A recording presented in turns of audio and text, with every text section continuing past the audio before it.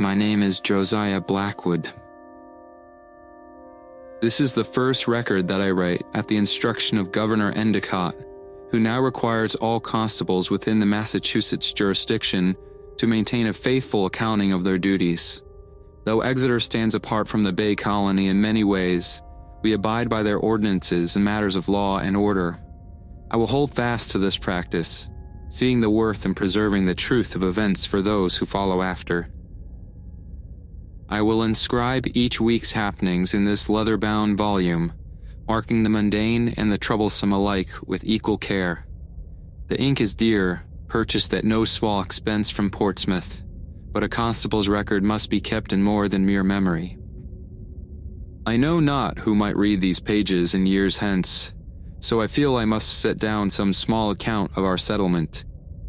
Exeter, now in its 18th year since founding, came to be through the exile of Reverend John Wheelwright and his faithful congregation. They, having been cast forth from Massachusetts for matters of conscience and doctrine, sought a place to worship as they deemed right. We number but 250 souls, a count that includes the scattered farmsteads that lie beyond our center. A modest count compared to Salem or Boston, yet each year brings new families seeking their portion in the wilderness. They build their homes of good pine timber, clear fields from the forest, and add their strength to our community.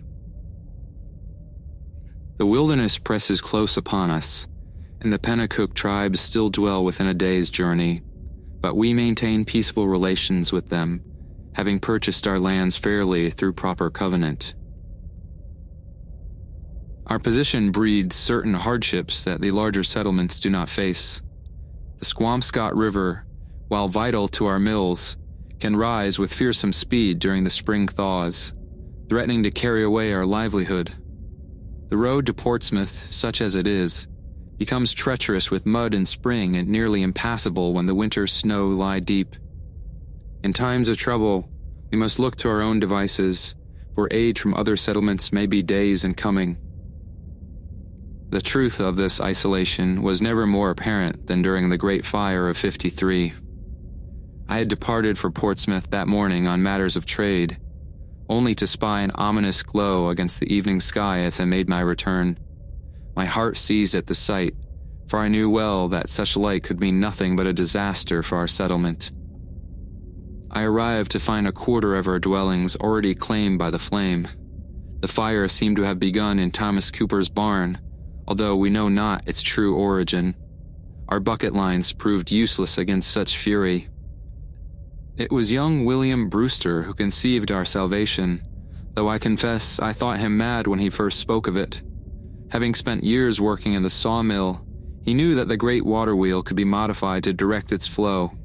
With the help of John Hayes and Peter Folsom, we worked in desperate haste to adjust the wheel's mechanisms, redirecting the mill's stream power through hastily assembled wooden channels to cast water upon the flames. The effort nearly claimed our lives. The heat warped our channels, and twice we had to rebuild them as the flames pressed ever closer. Yet, by God's grace and mortal desperation, we managed to hold the fire at bay long enough for the wind to shift. When dawn finally broke, half our settlement lay in ashes, but we had saved the rest. 37 souls were called to heaven that night, including my beloved Margaret. She had rushed into the Carpenter family's home to save their youngest child, only to have the burning timbers collapse upon them both.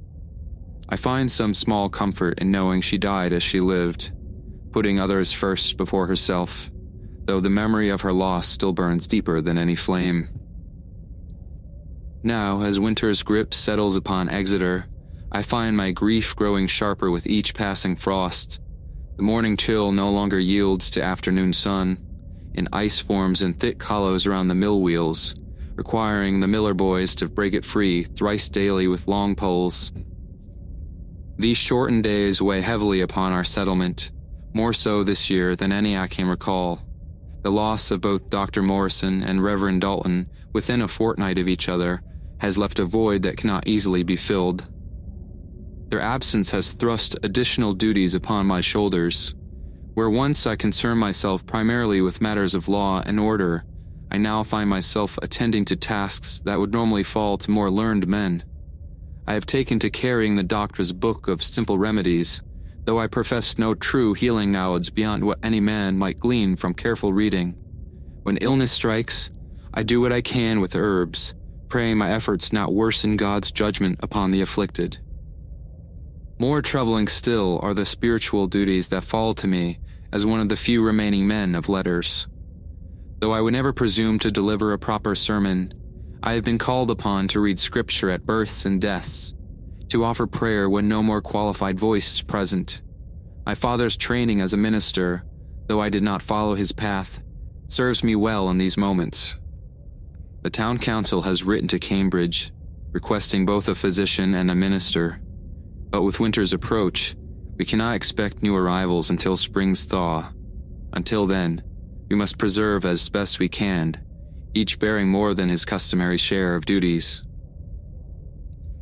I must confess, though it pains my conscience to do so, that there remains some uncertainty regarding the final fate of Dr. Morrison. While we count him among the dead, having been absent these past days, no man among us has seen proof of his passing.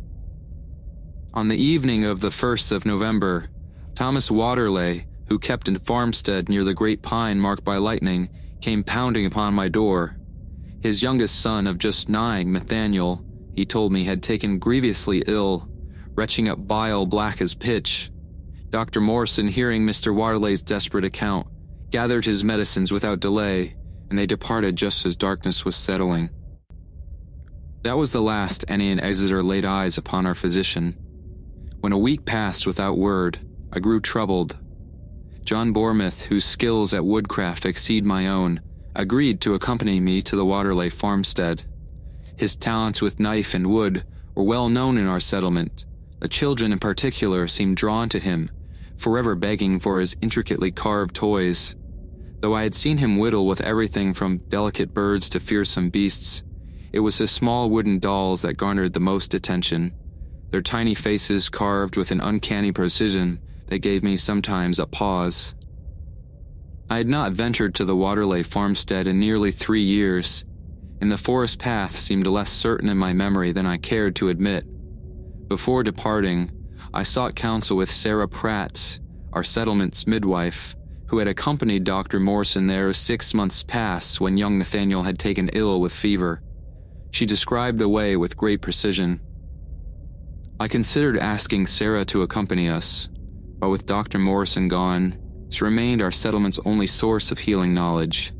I could not in good conscience remove her from Exeter, where 3 women lay near their time, and old Mr. Peter struggled with winter fever. We made ready our provisions, but that very morning we planned to depart. The Lord saw fit to blanket our lands with the earliest snow any can recall. The drifts rose past our knees before midday, making the journey impossible for any who wished to return alive. It was not until the 15th day of November that the snows had settled enough for Mr. Bournemouth and myself to attempt the journey to the Waterley farmstead. The path that Sarah had plotted for us seemed somehow altered beneath winter's shroud. What we discovered there shall haunt my dreams until the day the Lord calls me home, though I fear even heaven's grace may not wash these images from my mind. In the yard before the house lay Timothy Waterley and his wife Susan, or what remained of them. The snow bore witness to their final moments, stained not merely red but black where their blood had frozen in the bitter cold. Timothy's torso lay twisted at an impossible angle, as though some great force had wrung him like a wet cloth, his spine protruding through flesh that had been peeled back like the skin of an orange. Susan's remains we found scattered in a grotesque circle, her limbs wrenched from their sockets with such violence that the bone endings appeared not broken but shredded, as though pulled apart by dozens of hands rather than torn by beast or blade. No wolf nor bear known to these woods could have rendered any human flesh in such a manner, for the cuts were too precise, too deliberate in their cruelty. Their limbs lay scattered about the bloody snow like kindling split for the fire, and in places the flesh bore marks that resembled the imprints of small teeth. Mr. Bournemouth, whose steady nature I had always admired, turned from the scene and retched into the snow. I cannot fault him, for only my duties as constable kept me from doing the same. Within the house, upon his bed, we found young Nathaniel. Unlike his parents, his body remained whole, though life had long since fled. His face bore an expression of such terrible peace that seemed more mask than flesh. Most troubling were his small hands laid across his chest as though in prayer, yet stained dark with what at first took to be the black bile of his reported illness. But upon closer inspection, I noted that beneath those stains were strips of cloth, fragments of his father's distinctive waistcoat and his mother's dress, caught beneath his fingernails. The floor around his bed had footprints, black with that same substance, and led from the bed to the door and back again. Of Dr. Morrison, we found only his medicine bag, its contents strewn across the floorboards like scattered grain. The medicines themselves appeared untouched, though many of the glass vials lay broken. I gathered what remained of the medicines into his leather bag. Though I recognized yarrow and feverfew among the scattered herbs, most of the remedies were foreign to my understanding. Still, I carefully collected each vial and packet, knowing that I may yet be able to teach myself how to administer them. Mr. Bournemouth and I found ourselves faced with the most troublesome choice. The day grew short, and the thought of burning both bodies and building before nightfall seemed impossible. We might have sheltered within those blood-stained walls until morning to complete our grim task, but neither of us could bear the thought of passing dark hours in that place. The alternative meant leaving all as we found it, and returning when daylight might better serve our purpose. Yet this choice too carried its burden of shame, for it went against all Christian duty to leave the dead untended. In the end, our courage failed us. Though it pains me to confess such weakness, we chose to depart, promising each other that we would return on the morrow with proper tools for the burning. I cannot find it in my heart to judge our decision too harshly, or there was something in that house, something in the very air itself, that seemed to press upon the soul with dreadful weight. Mr. Bournemouth and I agreed that we would speak nothing of what we had witnessed here to any but a select few. Better to say only that we had found the family deceased, letting the winter snows keep their darker secrets for now. Some truths serve only to breed fearful hearts. Upon our return to the settlement, I sought immediately to consult with Reverend Dalton, for such matters as we witnessed surely required spiritual counsel. Yet when I approached the parsonage, I found it dark and empty, the hearth long since gone cold.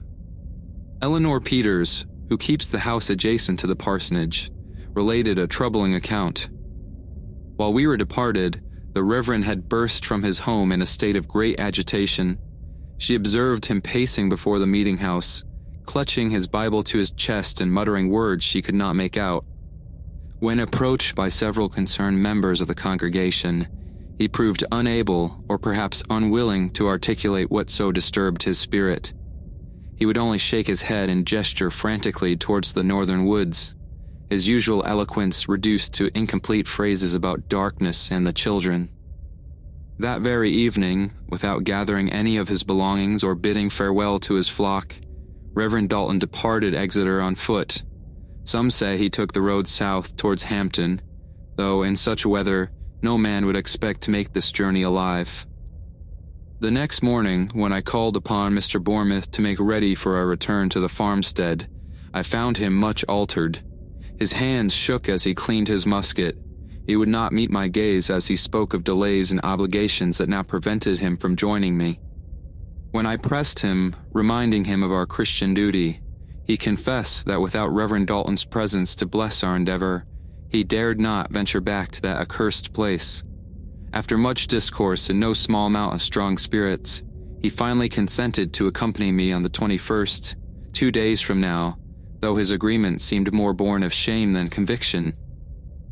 In the days that followed, I found myself called to attend 2 births, those of Samuel Wainwright and Rachel Underhill. Though I read from Scripture and offered what comfort I could, I thanked the Lord daily for Sarah Pratt's presence among us. Her skills as a midwife proved invaluable, for while I might stumble through a prayer, The delicate matter of bringing new life into this world lies far beyond my knowledge. Both children and mothers thrived under her experienced hand, and I count it as one of God's mercies that we've not lost her as we've lost the doctor and minister. Though these trials weigh heavily upon our settlement, I hold fast to my conviction that the Lord shall see us through. The people of Exeter possess a strength born of adversity. We who carved our homes from wilderness and weathered exile know well how to endure. While Dr. Morrison and Reverend Dolan's absences leave a void not easily filled, I have witnessed daily the resolve of our townspeople to support one another through these dark winter months. I have no doubt that we shall emerge from this season stronger, our bonds of community tested but unbroken. The Lord provides even in our darkest hours. Written in faithful service to the township of Exeter, Josiah Blackwood, Constable.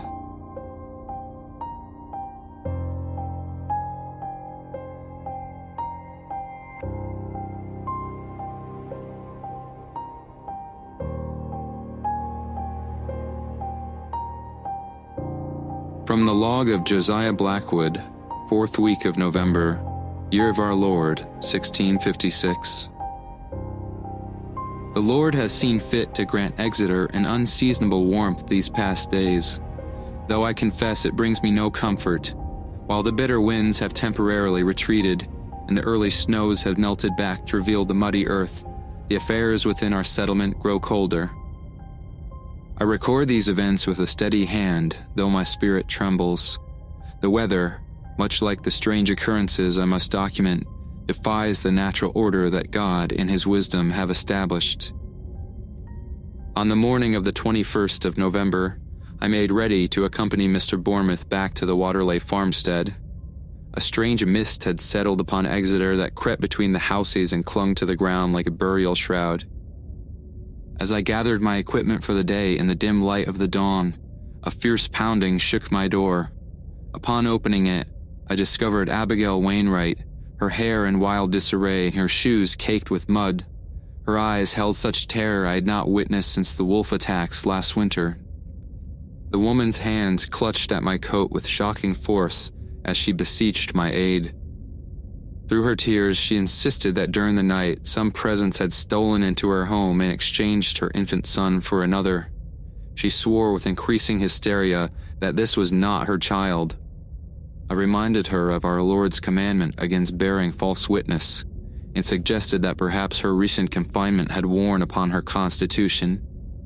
Yet she would not be dissuaded, describing how the infant's cry had changed, how its eyes now held an awareness that no child of less than a week should possess. Though I believe this to be nothing more than night fears of an overtaxed mind, my duty as constable required that I investigate any claim that might threaten the peace of our settlement. I gathered my things and accompanied Abigail to her home, which lay on that western edge of the settlement near the mill pond. Upon entering, the mist seemed to follow us through the door like an unwelcome guest. Pritchard Wainwright stood near the hearth, his weathered face bearing an expression of both concern and embarrassment. He cast me an apologetic glance that spoke volumes about what his thoughts were regarding his wife's claims. I approached the crude cradle where young Samuel lay swaddled in linens. At first glance, nothing appeared amiss. The child slumbered peacefully, his chest rising and falling with the regularity God grants to all His innocent creatures. Yet as I stood watching, the child's eyes opened with a suddenness that caused me to step back. In all my years as constable, I had witnessed the calculating stares of murderers and thieves, have met the yellow gaze of wolves stalking a livestock, yet none had disturbed my soul as deeply as what I had beheld in that cradle. The infant's eyes held not a clouded, unfocused gaze of newborn children, but rather the sharp, knowing scrutiny of something far older. As I stood transfixed, the child's features shifted in a manner that sent a chill through my very marrow. Its tiny mouth curled with deliberate purpose, forming an expression that spoke of ancient malevolence rather than innocent hunger. Such awareness could not exist in one so newly delivered into God's world. I pushed these thoughts aside, as they were unworthy of a man charged with maintaining order. Drawing Pritchard away from where his wife stood, I spoke to him in low tones of my pressing business at the Waterley farm. I warned him that should his wife's hysteria continue to threaten the peace of our godly settlement, I would have no choice but to confine her to the panic room until such time as her senses might be restored. See that she rests, I told him firmly, and ensure this matter stays within your household. With those words, I took my leave, though I must admit the memory of those infant eyes followed me into the mist. John Bournemouth awaited me at the edge of the settlement with his cart already loaded with pitch and kindling. We exchanged shallow nods, both knowing the grim task that lay before us at the Waterley farm. Mr. Bournemouth spoke little on our trip, save to comment on the unseasonable warmth, and I was grateful for this silence. The tools of our burning work rattled against the cart's wooden sides with each bump and rut we crossed. We arrived at the farm, and the sight that greeted us was no less horrific than days prior. The torn remains of Timothy and Susan Wanderley lay where we had found them, now bearing the marks of time's cruel passage. With grim determination, Mr. Bournemouth and I set about our solemn task. We gathered the scattered pieces of God's children, limbs and flesh that no earthly power could make whole again. The building of the pyre took considerable effort, for the wood must be stacked just so to ensure a proper burning. We laid pitch-soaked kindling between layers of split logs, constructing a platform that would serve as a family's finally earthly vessel. The unseasonable warmth caused sweat to bead upon our brows, despite the gravity of our labor. When the pyre stood ready, we turned our attention to collecting young Nathaniel from within the home. Upon entering the boy's chamber, we found the bed as we had left it, yet something was amiss. The bed was empty. We pulled back the covers to confirm what our eyes had already told us, finding only the impression where the boy's body had lain. No track or trace suggested how Nathaniel's corpse had been moved, and none had been given authority to do so. Mr. Bournemouth and I searched every corner of that cursed house, though we knew the futility of our efforts. No corpse could rise and walk away of his own accord, yet neither could we deny the evidence before us. The boy was gone. With heavy heart, we returned to our grim duty. The pyre received Timothy and Susan's mortal remains. I spoke the words of committal as flames reached heavenward. The unseasonable warmth seemed to feed the fire's hunger, and soon there remained nothing but ash. Our next task was equally bleak. We splashed the lamp oil in careful patterns throughout the house, ensuring no room would escape the cleansing fire. When all was prepared, I cast my torch through the window. The flames took hold with surprising speed, as if some spirit of destruction had been waiting for this moment. Mr. Bournemouth and I stood in silence as the house was consumed, watching the hungry flames devour the last earthly traces of the Waterley family. When our work was complete, the sun had already risen high above the tree line. Before leaving, I pulled Mr. Bournemouth aside regarding young Nathaniel's disappearance. Though his countenance betrayed deep misgivings, my firm reminder of the panic such news might spark in Exeter swayed him to discretion. He nodded his reluctant assent, and we left that place with our burden of secrets weighing heavily upon us both. On the muddy road leading back to the settlement, we encountered Wearymoon of the Pennacook people. I had known him through his occasional trading visits to our settlement. He stood in our path, his normally stoic demeanor marked by an unusual agitation. "We hunt great bear," he said in his broken English, gesturing towards the dense forest. "It killed 2 of my people." I pressed him further about the nature of these deaths, but my questions exceeded his grasp of our tongue. When I inquired whether any of his tribe had entered the Waterley house, he shook his head with evident conviction. As we watched Wearymoon depart, Mr. Bournemouth muttered that we'd do better to watch the natives than whatever beasts they claimed to hunt, for they had likely brought this evil upon themselves. Though I had heard such a sentiment before from others in our settlement, I had found the Pennacook to be honest in their dealings, if different in their ways.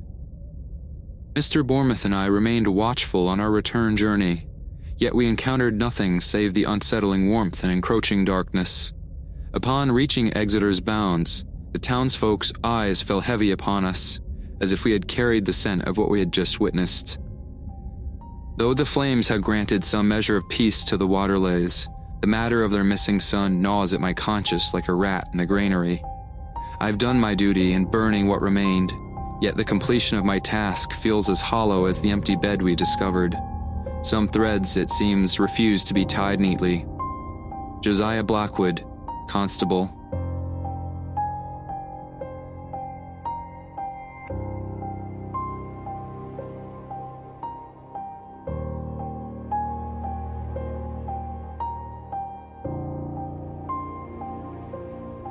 From the log of Josiah Blackwood, first week of December, year of our Lord, 1656. The changing of months has brought no relief to our troubled settlement. This year's darkening days have carried with them a weight I cannot rightly name. The strange occurrences that have plagued our township these past months shows no signs of abating with the season. I had thought at least we had been spared the necessity of employing the panic room these past 2 years. The last poor soul confined therein had been young Thomas Wheeler, whose mind had been temporarily possessed by some fever of the brain. The chamber itself stands as a testament to Exeter's changing fears. In our first years, we dug an underground refuge beneath the meeting house, a place to shelter our women and children should relations with the native people turn hostile. Though we purchased our lands fairly from the Pennacook and have maintained peace, the memories of conflicts further south kept fresh our fears. The first chamber, dark and earth-walled, served its intended purpose but once, when a war party from an unknown tribe passed near our bounds. It was the fever of '52 that gave us cause to repurpose our defenses. When that burning sickness swept through our settlement, it left some of our number possessed by violent spirits, requiring confinement for both their safety and ours. Yet the underground chamber proved ill-suited, its damp air only worsened their condition. Under Reverend Dalton's guidance, we constructed this new room adjacent to the meeting house, above ground where fresh air might better serve those confined within. It was built of thick pine timbers with a single iron-barred window and a door that could be secured against any force the afflicted might bring to bear. Scripture verses were carved into the door frame, and a heavy wooden cross hung opposite the door, modest safeguards against whatever darkness might possess a person's spirit. It was near the midnight hour on the 1st of December when cries from without stirred me from my rest. Taking up my staff and badge, I ventured into the bitter night air where I spied several figures huddled near the meeting house. Upon circling to the rear of the building, I discovered Pritchard Wainwright and 3 others gathered outside the panic room, its heavy door sealed shut. Without a word to the gathered men, I raised myself upon toes to peer through the narrow window. The moonlight filtering through the iron-crossed opening revealed Abigail Wainwright, huddled in the furthest corner. Her form was twisted strangely, head pressed against the rough-hewn planks, her fingers working relentlessly at the wood grain, as though attempting to burrow through by nail alone. I found myself rounding upon Pritchard, my anger rising at this unauthorized use of the panic room. Yet as a need to rebuke him for taking such liberties without the constable's leave, he spoke first, telling of how Abigail herself had fled into the chamber, pleading through tears for them to secure the locks. Though my anger did not fully subside, I felt my tongue stilled. Pritchard's eyes held mine in silent supplication. I did not need his words to tell me he wanted me to speak with Abigail. Though every instinct counseled me against disturbing one who had willingly sought such confinement, my duty as constable could not be denied. I cast one final glance at the assembled men before approaching the door, knowing full well it remained unlatched, as I alone possessed the only key that could secure its locks. I entered with measured steps, though the sound still caused Abigail to start. Her fingernails were bloodied from their assault upon the wall, and she pressed herself further into the corner at my approach. I waited a long moment, letting a silence settle before asking her purpose in seeking refuge here. She spoke of young Nathaniel Waterley, dead these past 3 weeks, standing over her infant Samuel's cradle in the deepest night, More disturbing still was her insistence that her son, not yet having reached his first month of life, had been speaking with the boy. I spoke with perhaps more force than wisdom, reminding her that I had witnessed young Nathaniel's lifeless form with my own eyes. Further, her son Samuel had scarce drawn breath for 2 weeks. He could no more form words than the stones themselves. Abigail offered no defense of her claims, but declared with dreadful certainty that she would not return to her dwelling while Samuel remained within. My rebuke came harsh and swift, for such talk could kindle dangerous fears within our settlement. I warned her that spreading such tales would sow needless terror among the good wives of Exeter. I knew with grim inevitability that I must act swiftly and decisively to prevent such darkness from taking root. I told Abigail with firm resolve that I would examine young Samuel myself again, though I held little doubt I would find anything but a normal child. She made no reply. With swift purpose, I strode into the Wainwright dwelling. The windows glowed with candlelight despite the late hour. Upon entering, I discovered Sarah Pratt's, our midwife, already in attendance. She gestured toward the back of the room where Samuel lay, informing me in hushed tones that the infant slumbered peacefully in his cradle. Before approaching Samuel, I turned to Sarah. Having attended the birth and tended to both mother and child these past weeks, her judgment carried the weight of experience. When questioned about any peculiarities in the infant's nature, she spoke with the measured certainty I had come to value in her profession, describing only the ordinary challenges of a newborn child. No fits, no strange marks, nothing to suggest anything but proper health. Her steady presence and clear-minded observations provided some small comfort amidst the growing shadows of uncertainty. In these troubled times, such reliable voices helped anchor our community against the tides of fearful fancy. I approached Samuel's cradle, mindful of each board beneath my feet. The infant lay in peaceful repose, his tiny chest rising and falling with the steady rhythm of innocent sleep. His small fingers were curled into soft fists, and his features showed nothing of the disturbances that so afflicted his mother. Turning back to Sarah, I inquired after Abigail's health these past weeks. The midwife's expression softened as she spoke of the trials of all new mothers endure. The sleepless nights, the strains upon both body and spirit. Her gentle defense of Abigail's state pricked at my conscience, for I recalled with shame the harshness of my earlier words. I thought perhaps I had been too quick to judge, too eager to maintain order at the expense of compassion. Sarah seemed to perceive my inner struggle, for her weathered features softened further. Her words brought unexpected solace as she spoke of my burden, how I served not merely as constable, but as physician to our settlement's fears and shepherd to their troubled spirits. She stated that I was the only thing that was stopping her from watching us all burn, and I felt the weight of my duty anew. I muttered my thanks, touched by her understanding of the lonely path I now walked.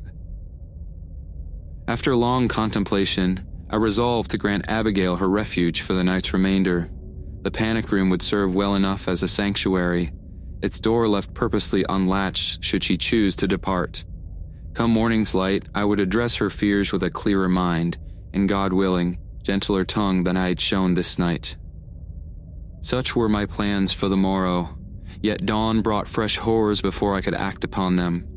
The first rays of morning light had scarce touched my window when Mary Underhill's frantic pounding roused me from my fitful sleep.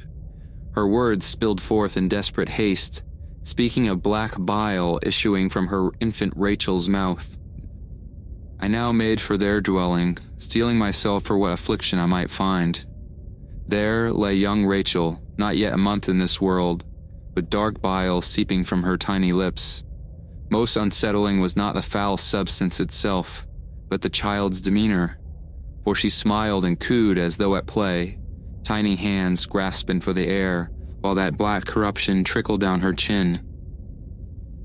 I stumbled back into the bitter morning air, the first soul I encountered, though their face now escapes my recollection.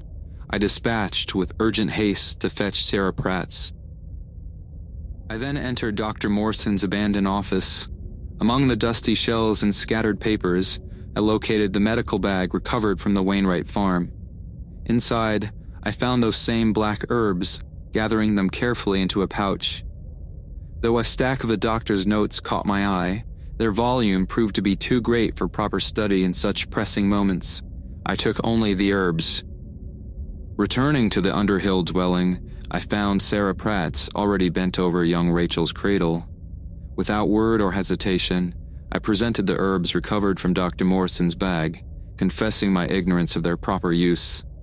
Sarah's weathered hands moved with practiced certainty, taking the dark leaves and crushing them between her fingers. She mixed the herbs with water in a manner I'd witnessed Dr. Morrison employ during her accompaniment of his rounds. The effect proved swift and remarkable. As Sarah administered the mixture, Rachel's dark emissions ceased, the child's previously unnatural demeanor settling into proper infant slumber. I watched in silent amazement as color returned to her tiny features, all trace of the black corruption vanishing as though it had never been. When I inquired of Sarah about the nature of the herbs, she fixed me with a penetrating gaze. Such remedies must be employed only by those who know their proper use, she stated, her tone leaving no room for further question. I resolved then to study Dr. Morrison's volumes when time permitted, so that I might better understand these mysterious cures. As I pen these words by candlelight, our settlement stands vulnerable without Dr. Morrison's guidance or Reverend Dalton's spiritual counsel. Responsibility falls heavy upon those who remain, poor substitutes though we may be. Yet we have no choice but to endure. These dark occurrences, coming so early in winter's grip, leave me with grave doubts about our capacity to weather what lies ahead. Still, like those who first carved Exeter from the wilderness, we must persist with what knowledge and faith we possess. Josiah Blackwood, Constable.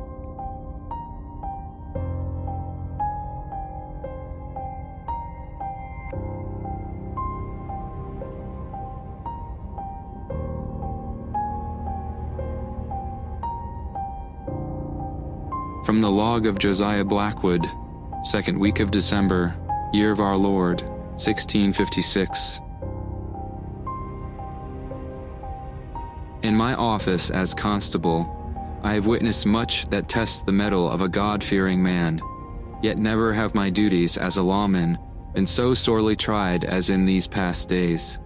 The memories weigh heavy, like a lead in my chest, but they must be preserved, lest the others dismiss them as mere winter tales. The settlement of Exeter shall never be as it was before the events I must now commit to these pages. Let it be known that what follows is the true and complete account of what transpired during this fearful week. The 4th day of December found me within Dr. Morrison's abandoned study, a chamber thick with dust and the musty breath of neglected volumes. Though the good doctor had vanished, his work and notes remained, scattered leaves of testimony that I hoped might shed light upon our present tribulations. I lit a tallow candle, its flame casting wild shadows across the shelves of medical texts and journals. The doctor's hand, normally so precise, grew increasingly agitated in his later entries. I traced my finger across the pages, reading accounts that chilled me more thoroughly than the December wind. Young Thomas Wheeler, age 6, read one entry from early spring. Brought hence by his mother, showing signs most peculiar. The boy refuses sustenance these 3 past days, yet maintains his vigor. In fits, his small frame arches like a bow, limbs rigid as hickory. The mother swears upon her Bible that she witnessed him suspend above his bed, though I cannot credit such a thing. More cases followed, the Cooper twins with their eyes rolled back, speaking in tongues no Christian soul should utter. Mary Sampson's daughter who vomited pins. Young Peter Wingate who climbed his walls like a spider in the night. Each account more disturbing than the last, yet none had reached my ears in the capacity as constable. What seized my attention most forcefully was the timing. These afflictions began precisely when Sarah Pratt took up her position assisting the doctor. At first, Morrison's notes spoke highly of Sarah's skill with herbs and her patience with children, yet as the years and months wore on, his praise turned to suspicion. "I mark how the children sicken after Sarah's treatments," he wrote in trembling script. "Though she claims to ease their sufferings, their illnesses grow stranger still. I have observed her muttering over the beds, not prayers as she claims, but words that cause my very soul to shudder.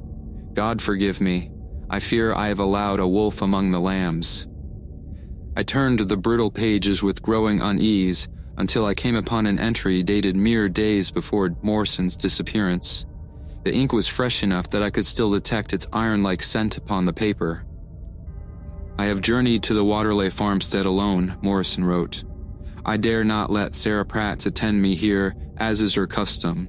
The boy Nathaniel's affliction weighs heavily upon my conscience, for I fear her presence has only worsened his condition." The entry continued. "Young Nathaniel speaks with a voice not his own, deep and hollow. He raves of murderous intentions towards his parents, though the Waterleys are good, God-fearing folk, who have shown him nothing but Christian love. When I press him about these dark thoughts, he raves that only the flames can grant him death, and that no other means will suffice." The boy repeated this thrice, each time in that terrible voice that seemed to echo from the very pit of hell. The doctor's normally precise script grew increasingly erratic as the entry continued. I had witnessed him scratching strange marks into the floorboards with his fingernails until they bleed. His mother discovered similar markings beneath his bed, burned into the wood as if by some unholy fire. When I attempted to pray over him, he began to laugh, such a laugh as I pray to never hear again in this mortal world.